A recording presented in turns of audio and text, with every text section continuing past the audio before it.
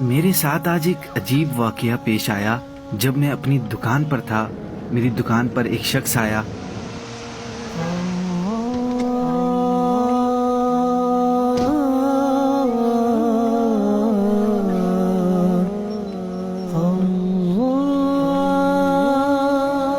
کچھ سامان نکلوایا اور سامان کے پیسے پوچھنے لگا۔ میں نے پیسے بتائے تو اس نے جیب سے پیسے نکالے اور گننے لگا۔ شاید اس کے پاس پیسے کم تھے۔ میری طرف شرمندگی سے دیکھنے لگا، پھر سامان میں سے ایک چیز واپس دیتے ہوئے بولا، یہ واپس رکھ لیں، میرے پاس پیسے کم ہیں۔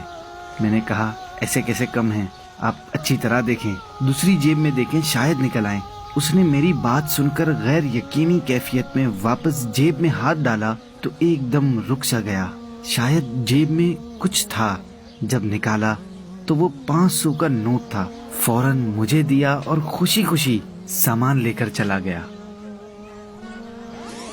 اصل میں ہوا کچھ یوں کہ اس کی جیب میں پیسے واقعی ختم ہو گئے تھے۔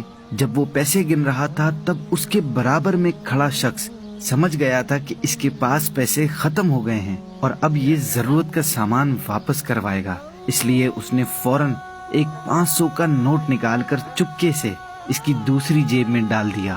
میں نے یہ منظر دیکھ لیا تھا، اس لیے میں نے اسے دوبارہ چیک کرنے کو کہا۔ اس کے جانے کے بعد میں اس تیسرے شخص کو دیکھ کر مسکرانے لگا کہ کس طرح اس نے ایک غریب کی مدد کر دی اور اس کی عزت بھی برقرار رکھی۔ یہی پوشیدہ صدقہ کہلاتا ہے۔